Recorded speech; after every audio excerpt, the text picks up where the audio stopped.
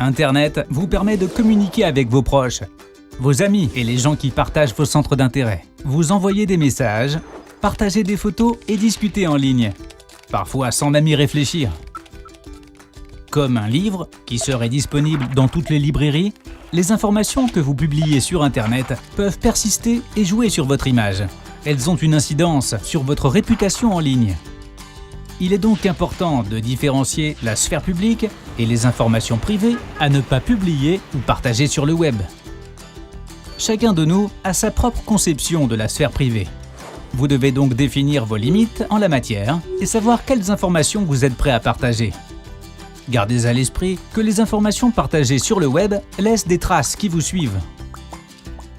Votre empreinte numérique comprend tout ce qui est en lien avec vous sur Internet, photos, vidéos et posts ou commentaires laissés sur les pages de vos amis. Pensez aux conséquences à long terme de ce que vous partagez ou postez. Une photo, un message ou un post que vous jugez drôle ou anodin pourrait être vu par un public auquel il n'était pas destiné, mal compris, téléchargé ou copié et mal interprété. Sur les médias web et les réseaux sociaux, les paramètres de confidentialité sont essentiels pour savoir quelles informations vous partagez, quand et avec qui.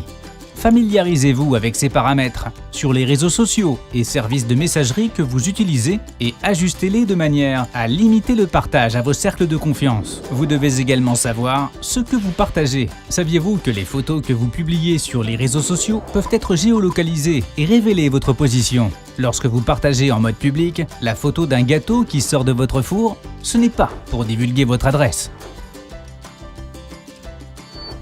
La confidentialité en ligne, c'est aussi respecter les limites et les paramètres des autres internautes. Quand un ami partage un contenu avec vous, il ne souhaite pas forcément que vous le partagiez à votre tour. Respectez ses décisions et ne partagez pas à outrance. Votre conduite et votre manière de traiter les autres façonnent le web. Les commentaires et les comportements négatifs peuvent nous entraîner dans un cercle vicieux.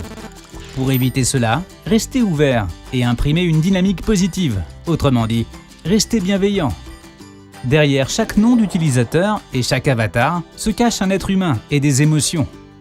Si vous fréquentez des communautés en ligne, prenez connaissance de leurs règlements. Si quelqu'un est agressif ou ne respecte pas les règles, sachez que les réseaux sociaux offrent souvent un moyen de signaler de tels contenus ou comportements. N'hésitez pas à utiliser les options de signalement et de blocage. Enfin, si vous êtes témoin de propos ou de comportements désobligeants envers quelqu'un, ne vous contentez pas d'observer, agissez. Ne laissez pas passer les messages qui sont blessants pour d'autres et faites savoir à leur auteur que vous ne trouvez pas cela drôle ou acceptable. Faites l'effort de contacter la personne ciblée pour la soutenir et l'amener à se faire aider, si nécessaire. En agissant ainsi, vous démontrez que nos communautés s'enrichissent lorsque les opinions s'échangent de façon constructive et respectueuse. Gardez à l'esprit que vous construisez le web pour vous-même et pour autrui.